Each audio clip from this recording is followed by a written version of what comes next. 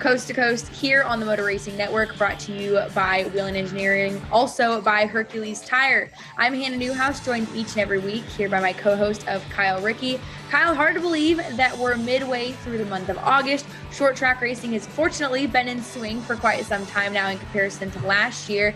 And for the first time since about 2 years ago, we have an actual Advanced Auto Parts Weekly Series points race. We know it was different last year. Josh Berry obviously crowned that champion, but this year has been a little bit more regular for a lot of our competitors. And a couple weeks ago, to be quite frank with you, I didn't think it was going to be much of a battle. Peyton Sellers had absolutely checked out, but it's shaping up now with just under a month left. It was over 100 points about 5 or 6 weeks ago that Peyton Sellers had on the field, but that gap has tightened up considerably here in just the last couple of weeks. You had Jacob Gady getting a couple of checkered flags last weekend, has closed now to within 40 points. So he has cut the margin in more than half. Todd Patnode, third, still a shot, but 104 points back. He's going to need quite the run here in the last 4 or 5 weeks to have a shot at the championship, which it looks like it's down to a 2-horse race right now with Peyton and Jacob. Going to be fun to watch, though. It's nice to see, and we talked a little bit about it last week, different regions of the country. You know, it's not just those Virginia late model drivers that are running for the championship. It's one of the Virginia late model drivers, one from the Midwest, and then you have Todd from the Northeast in the modified. Yeah, it's definitely nice to see that. We're going to talk to Peyton Sellers just in a little bit here on the guest line about his runs at South Boston and, of course, a lot of the racing up in the northern region of the country. But if you're kind of new to following what is the Advanced Auto Parts Weekly Series, it used to be the Whelen Weekly, or wait, it used to be the, now my brain's not working. Whelen All-American Series. Whelen All-American Series. And of course, it goes to each participating racetrack in the region. You know, NASCAR, if they're sanctioned, you can have a couple different divisions. Division 1, though, Division 2, 3, 4, all the way to Division 5. Those racetracks are allowed to pick which one is their top division course. A lot of them, of course, having late models, super late models, late model stocks, something along that. We also see modifieds. You know, we've had the modifieds in the Northeast have a couple guys that have been competitors for that top championship. But it's cool to see how, you know, someone like Peyton Sellers has 28 starts this year. That's insane to even think about. Jacob Gady has 34. You know, they're not getting them at one racetrack, Kyle. So to be able to really anymore contend for this, you know, national championship, you're seeing them go to any racetrack, multiple racetracks throughout the year, which usually ends up shaping to be a good battle. And we saw it a couple of years ago where it was Lee Pulliam and was it Sellers, I think maybe, or Meyer? Peyton Sellers that were going to 3 and 4 racetracks a weekend to try and get as many points as they could. I know Keith Rocco has done that in the past as well, and they have to be NASCAR sanctioned racetracks. And of course, we have tracks that come and go each year. We've added several new tracks this season and also lost a few. So depending on what region you're in and how many NASCAR tracks you have around you is part of that metric, as is car counts. You know, your division, you know, if you have 20 cars a week, 24 cars a week, that some of these short tracks will start, you're able to get more points for a win than if you're racing against 8 or 10 or 12 competitors. So there's a lot of math that goes into determining the champion. And, you know, it's tweaked every year depending on the number of tracks and the average number of car counts. You know, obviously the average number of car counts that in different regions of the country have changed in the last decade or so. And NASCAR kind of keeps up with it. So it'll be interesting to see how this year plays out with these what I believe to be the only 2 drivers that have a shot at the title. Yeah, a lot of moving parts, a lot of math. Glad I'm not the one responsible, but each and every week they do update those standings on the NASCAR Home Tracks, the NASCAR Roots website. So you can find them there on the left side of the page under Advanced Auto Parts Weekly Series standings. We're going to take a quick break and bring Peyton Sellers on. But before we do that, of course, if you guys have listened to the last couple of weeks or joined us, we have recently partnered up with Logitech for their iRacing update presented by Logitech G. As of right now, they're currently in the playoff rounds of the eNASCAR Coca-Cola iRacing iRacing series. There's 4 races left in the season. The first race of the playoffs will actually start on Tuesday, August 31st at the virtual Darlington Raceway. You can catch all of the action and the iRacing countdown to green at enascar.com/live at 8:30 p.m. The race starting on enascar.com at 9 p.m. on Tuesday, August 31st. And don't forget, if you need any of the latest news, featured videos, and more from the world of iRacing, you can find that on iRacing.com. This iRacing update is brought to you by Logitech G. We're going to take a quick break and we'll dial up Peyton Sellers here on NASCAR Coast to Coast. Whelen Engineering, a global leader in the emergency warning industry, designs and manufactures reliable and powerful warning lights. Whelen also produces white illumination lighting, sirens, controllers, and high-powered warning systems for automotive, aviation, and mass notification industries worldwide. Every part of every Whelen product is proudly designed and manufactured in America and is tested on-site to meet the toughest industry certifications. Whelen Engineering, a global leader in the emergency warning industry, trusted to perform since 1952. Gamers, start your engines. Meet the next generation of racing wheels. The award-winning Logitech G design is re-engineered to dial into your game physics, delivering unprecedented realism. Feel every shift, drift, and hairpin turn like never before. Our latest innovation in force feedback technology connects directly to endgame simulation engines and physics to produce higher fidelity, real-time responses. Through design, engineering, and the love of driving games, Logitech G takes racing simulation to another level. Go to logitechg.com. Welcome back to NASCAR Coast to Coast here on the Motor Racing Network. We're joined now on the guest line by Peyton Sellers, currently leading the Advanced Auto Parts Weekly Series points, as well as tied for the prestigious Virginia Triple Crown points lead with Bobby McCarty. First off, Peyton, we know you're busy rolling down the road, so thanks so much for taking some time to join us here. Absolutely. I appreciate you guys taking my time to call and hope everything's going well. Now, to start things off here, obviously been a busy summer for you. 28 races, 28 starts so far to the season. It's only August, which is crazy to think about. When you guys started this season, did you think that you were going to run for the national championship, or was this kind of something that's just played itself out? Yeah, no, honestly, I don't think you ever start the year off and say, we're going to compete for a national championship, this year. And we knew we had 2 good cars that we had raced all last year. We finished second in points last year to Josh Berry. And we just kind of worked on them and refined them a little bit and got them ready for this year. And when the season started, we had intentions of just kind of competing in South Boston for a track title and going to Dominion and some on the off weeks. And they had 2 dates that conflicted, so we knew we couldn't compete for points at both of them. Well, we missed the first race at Dominion and went to South Boston that night and won a couple of races. And we went to Dominion the following week and had a good outing. And one thing led to another, and here we are, late in the season, and we're leading the track points at both tracks after missing 1 race at Dominion, and we're in good shape right now. We've had a good summer. Saturday night we won our 18th race of the year, and man, it's just been a very humbling season. We did things that we haven't done before, and that's it's hard to win races in these late model stock races because a lot of the tracks we're running 2 tires and doing inverts and things like that. And it's just hard to rack up a lot of wins, and we've been very fortunate this year to be able to do that. When we talked to Josh Berry last year after he won the championship, I asked him, at what point do you start looking at the championship standings? Some drivers obviously don't want to know until the bitter end. Some drivers start the season wanting to know every driver every week. And he said, I don't start looking until about this time, about August or so. When do you start looking at those national standings that come out each I guess, Wednesday?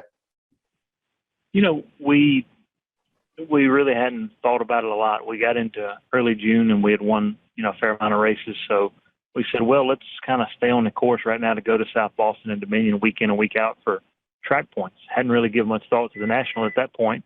And once we got a little deeper into the season, we were leading track points at both of them. He said, well, let's look at national. And things kind of started falling into place. We had some big races that happened, with the 4th of July race at South Boston. We finished second there and had big car counts. And that's what it's all about in the national points, is having big car count.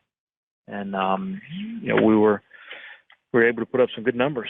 And, to sit here and say, we can't go out and beat Jacob Gady or any of these guys. We've got to just beat our local competition and try to put up good numbers here locally. And that's what we've been able to do. So, we're constantly watching these guys and keeping up with their stats and figuring out where they're at. So, at the end of the day, I guess probably about a month ago, we started looking at points, which is a little bit early, but we knew we had a good start. We're just wondering, hey, how hard do we need to hit it? Do we need to try to go find Friday night racing, or do we need to just focus on at home? And that's kind of what we decided to do. We didn't go crazy adding a bunch of races. We just kind of stuck with what we had been doing. And so far it's worked out very well for us. We've been very fortunate, and hadn't too, we had a couple DNFs, but nothing major. Yeah, definitely panned out, of course, with that points lead, 15 wins of the season. But it seemed like a couple of weeks ago, of course, that points lead between yourself and Jacob Gady was over 100 points. It's now down to that 40-point measure. When you've been watching it, has that kind of maybe changed your course? Or are you guys still planning on, running steady locally as that points gap, unfortunately continues to shrink? Yeah, and it's that time of the year. The points are getting tighter for sure. We just jumped out to a big lead early. I had an opportunity to race against Jacob at New Smyrna for Speed Weeks down there, and he had some bad races then.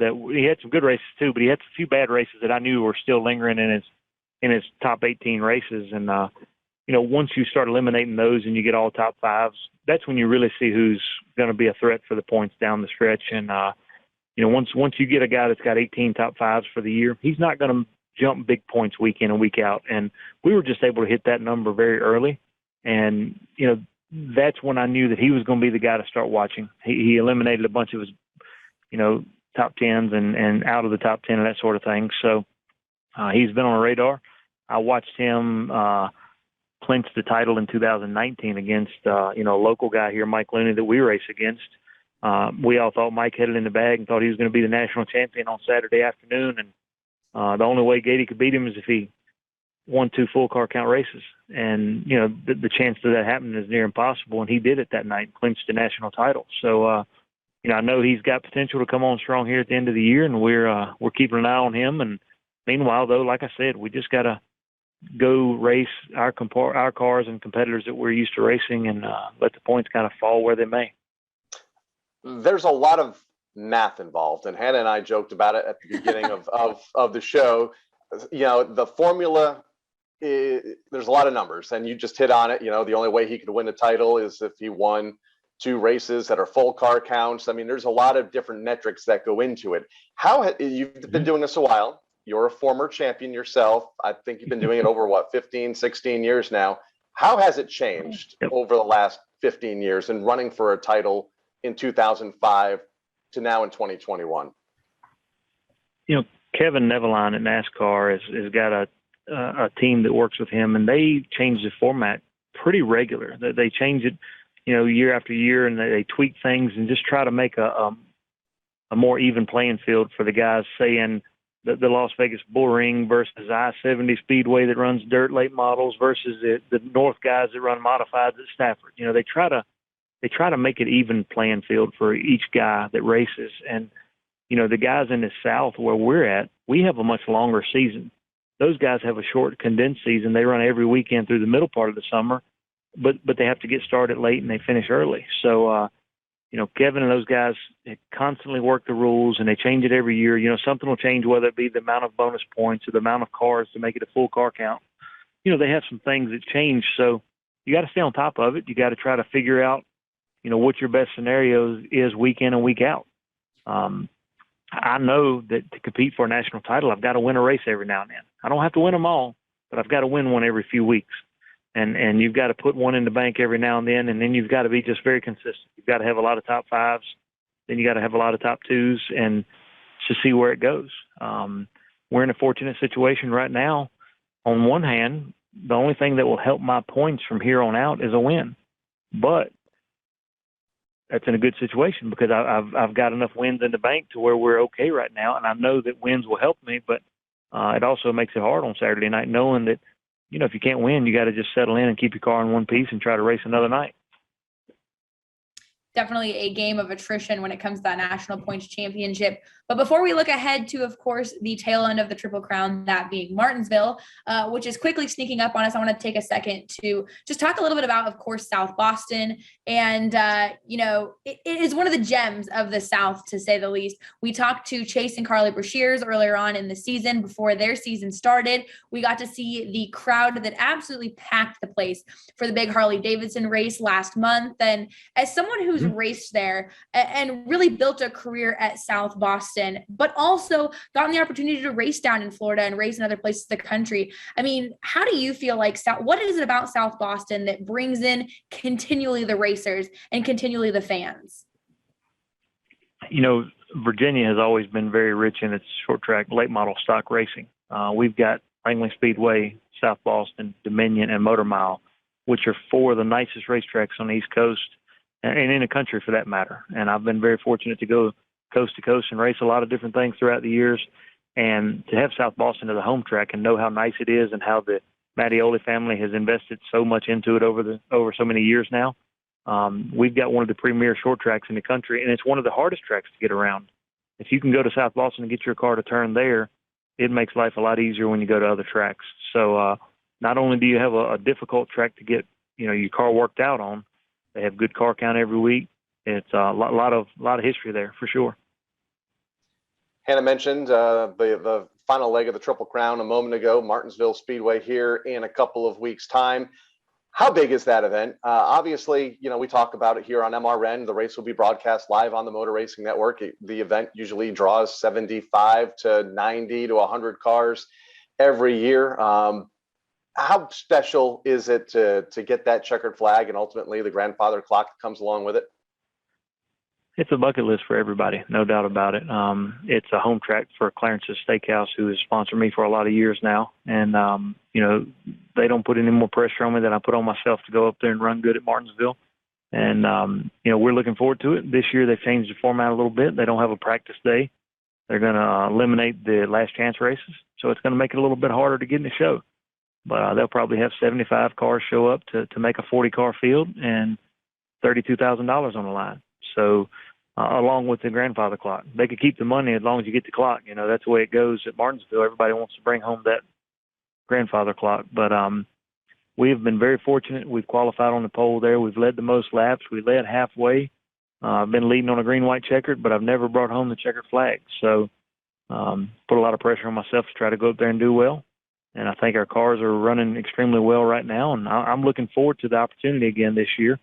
Last year was a tough year for everybody with COVID, but we're just anxious, ready to get up there and, see what we can do. Yeah, anxious to get back myself as well. Of course, MRN always having coverage of that race on Track Pass as well. And looking forward to being in the pits for that. Again, Peyton, thanks so much for taking some time out of your day here to talk to us. Best of luck, not only with the rest of the season in the National Championship, but also, of course, Martinsville coming up in just over a month. And safe travels wherever you're driving today. Okay. Thank you, guys. I appreciate you having us on, and hopefully we can talk in a few weeks and have a championship to talk about. Again, guys, Peyton Sellers currently leading the Advanced Auto Parts Weekly Series points over Jacob Gady. That ends in, of course, a little over a month. We're going to take a quick break. When we come back, though, we've got your Whelen Engineering Modified Driver Spotlight. Whelen Engineering, a global leader in the emergency warning industry, designs and manufactures reliable and powerful warning lights. Whelen also produces white illumination lighting, sirens, controllers, and high-powered warning systems for automotive, aviation, and mass notification industries worldwide. Every part of every Whelen product is proudly designed and manufactured in America and is tested on-site to meet the toughest industry certifications. Whelen Engineering, a global leader in the emergency warning industry, trusted to perform since 1952. Sir,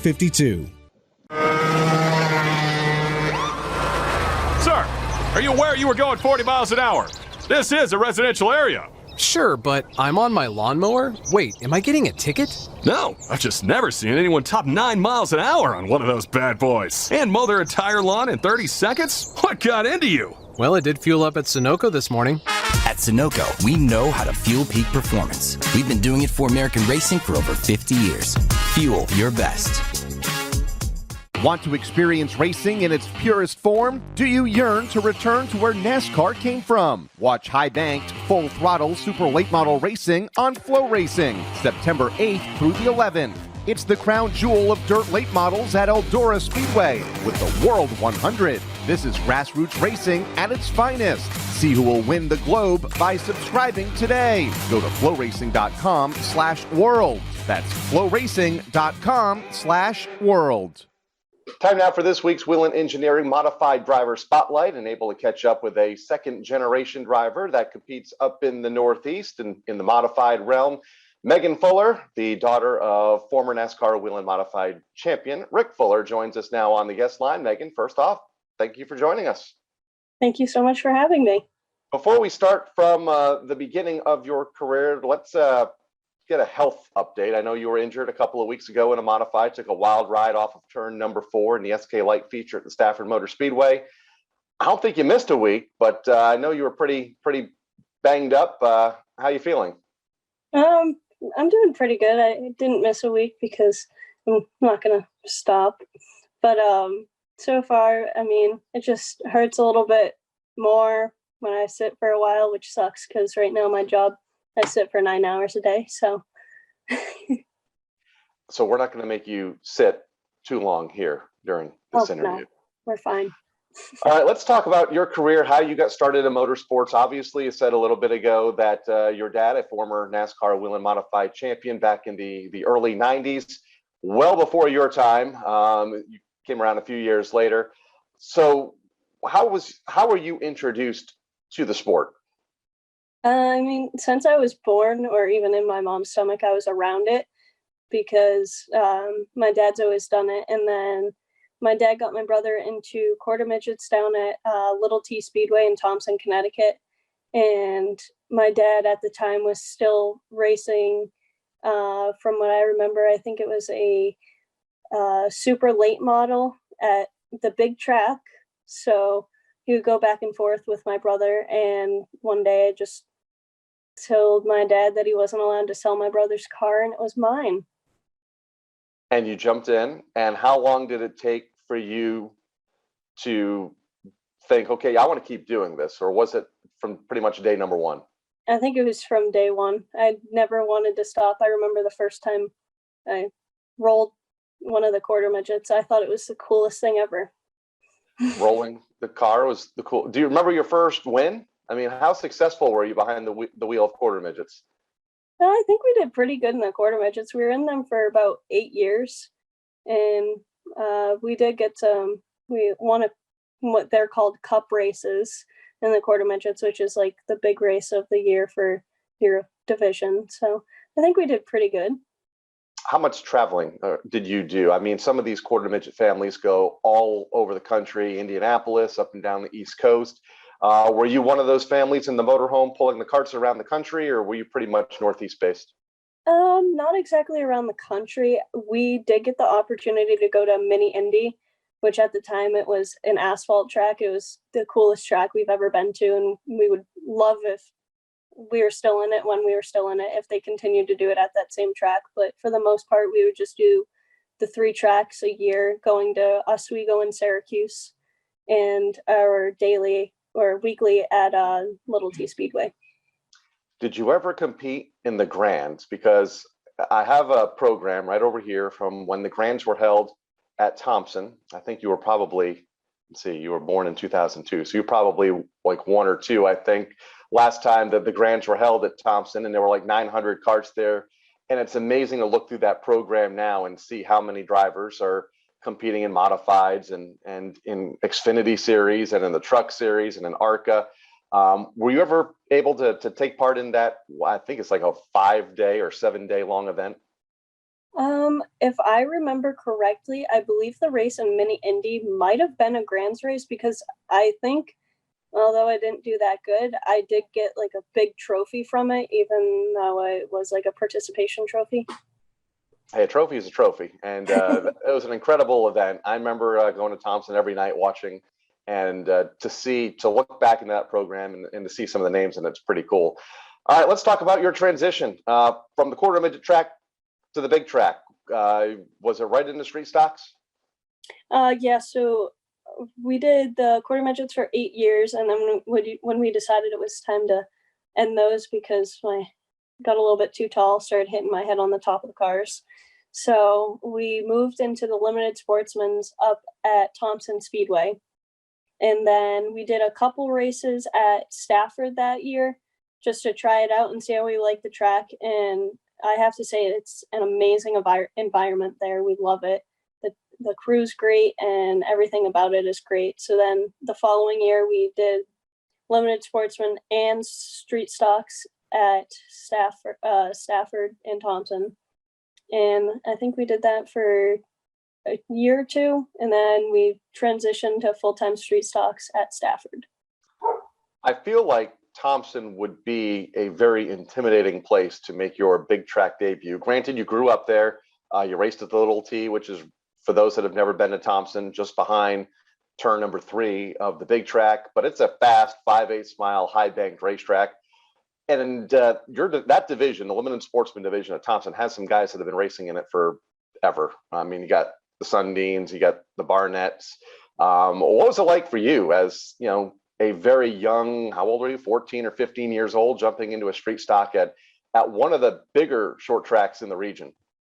I thought it was pretty cool, but unfortunately our first day of practice, I got a little bit too jumpy on the gas and hit the wall coming out of turn 4.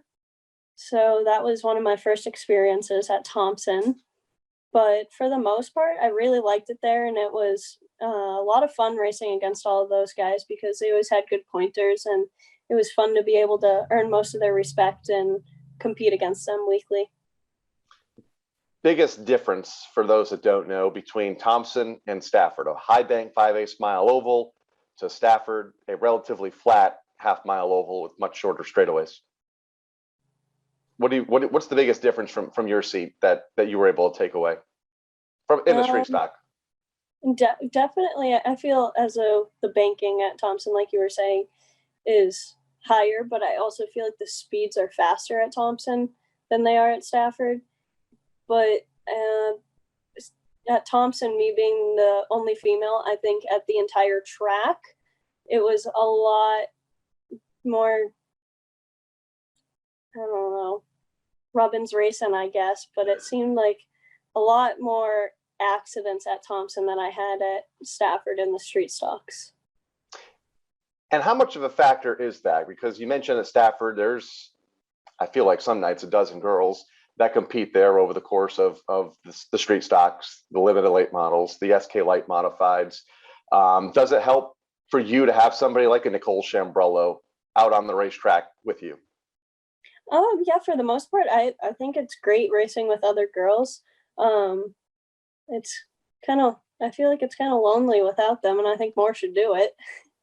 Absolutely. And Stafford's a great place. If you enjoy watching the ladies beat the boys, it happens at Stafford more times than not, seemingly. Don't worry, the boys don't like it. And that's what I hear. I hear that as well.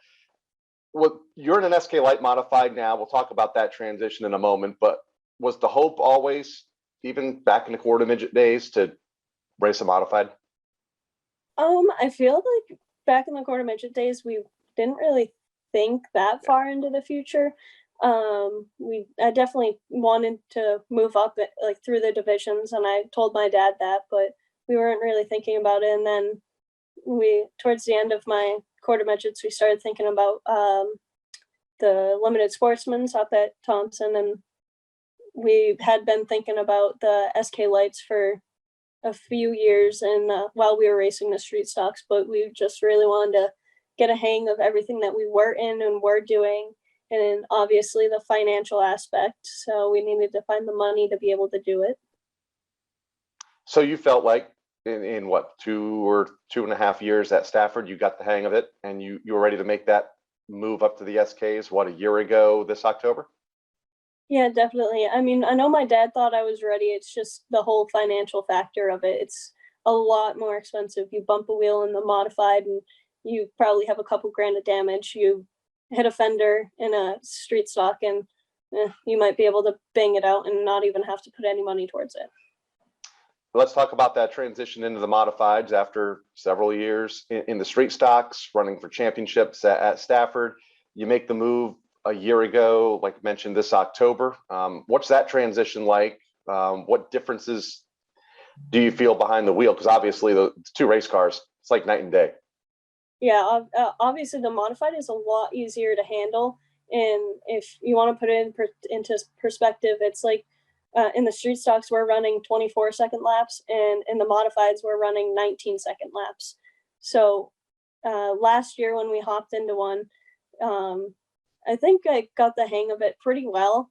And then this year when we started, the first 3 weeks were pretty good, and we were fastest car on the track. And I feel like I transitioned pretty well because I had raced quarter midgets and they're nowhere close to the same speeds, but it's the same concept of open wheel.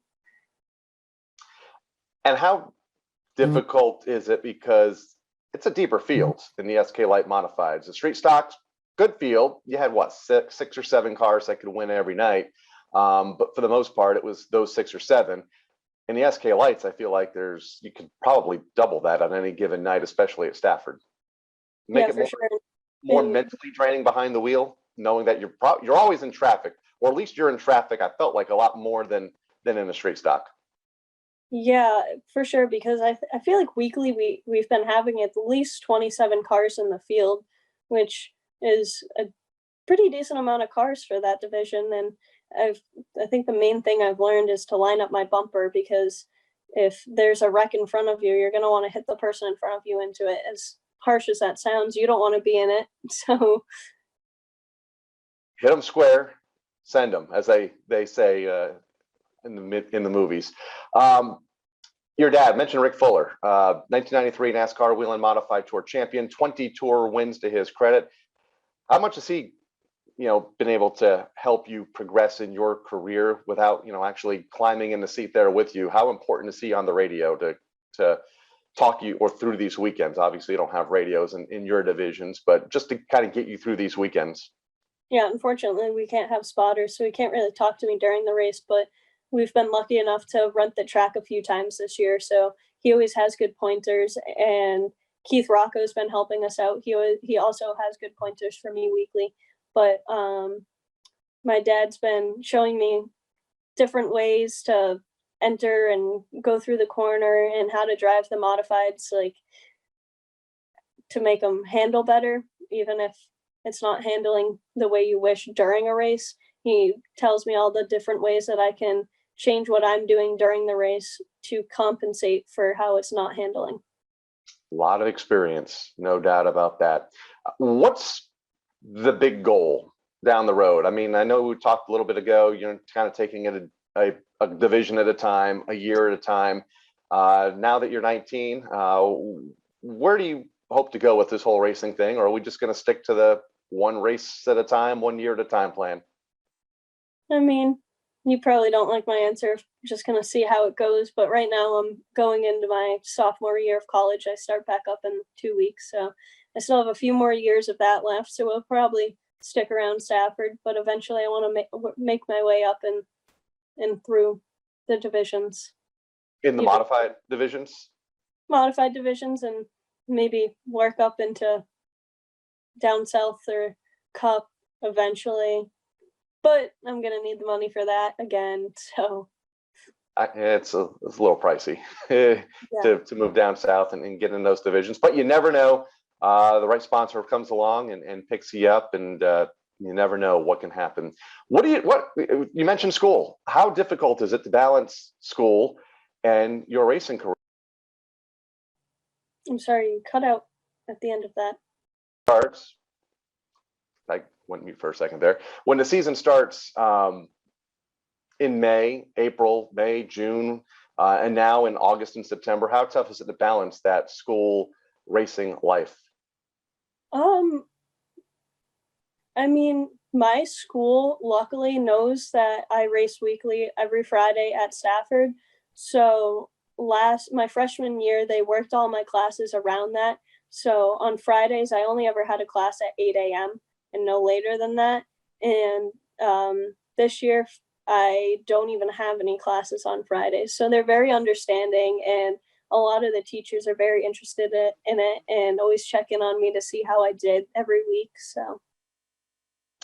And when you're away from the racetrack, not at school, not working on the car or thinking about the race car, what do you enjoy to do as far as hobbies are concerned, away from the race life?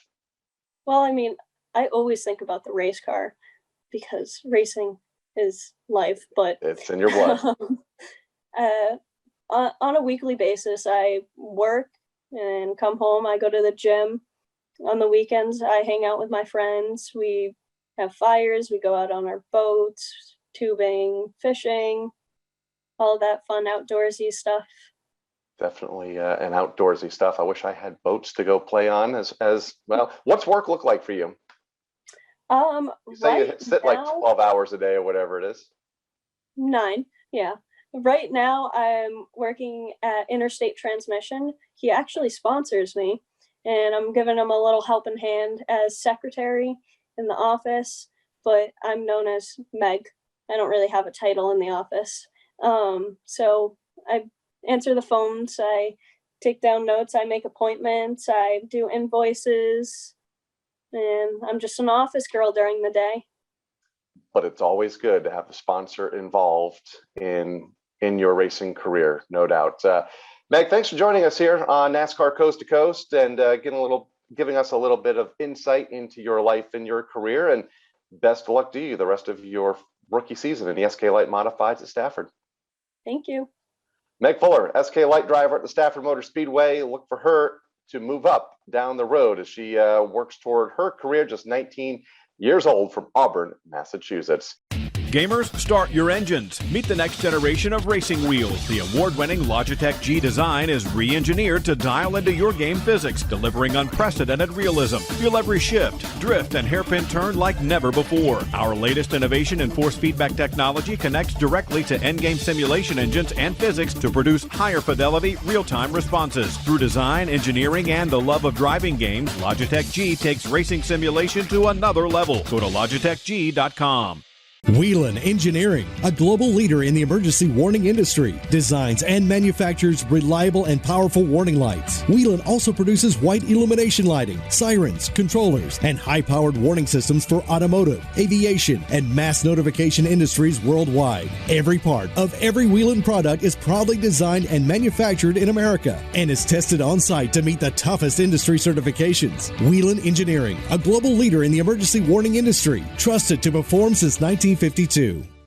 Citywide to countryside, whatever you drive, wherever you go, Hercules has the value, selection, and industry-leading warranty to get you there, no matter where the road takes you.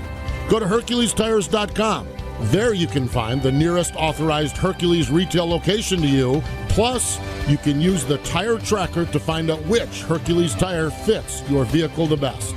That's HerculesTires.com. Hercules Tires. Ride on our strength.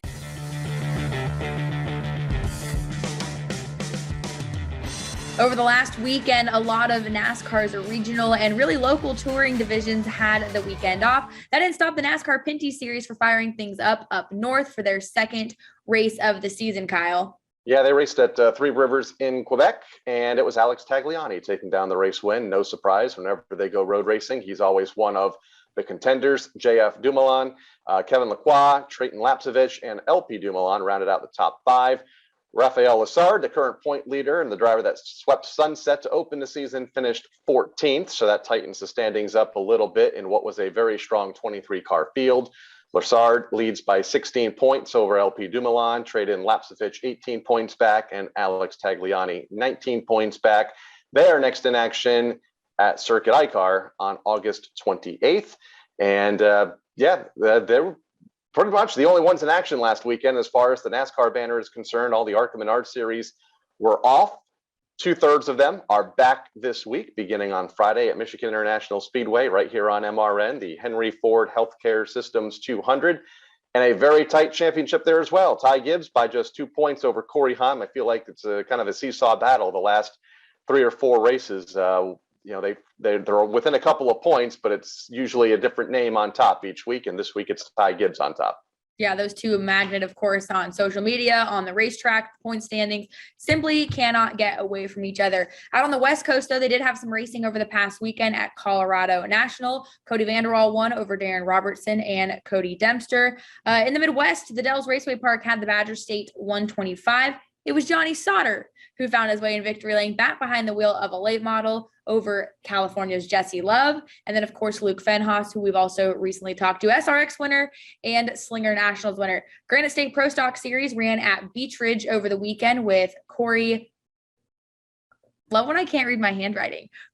Corey Bubler winning over Rusty Poland, and then Gabe Brown. And speaking of Beech Ridge, Kyle, the Modifieds headed there this weekend. For the first time in 16 years, I believe, since 2005. The last time the Modifieds raced at Beech Ridge, hard to believe that's that long ago.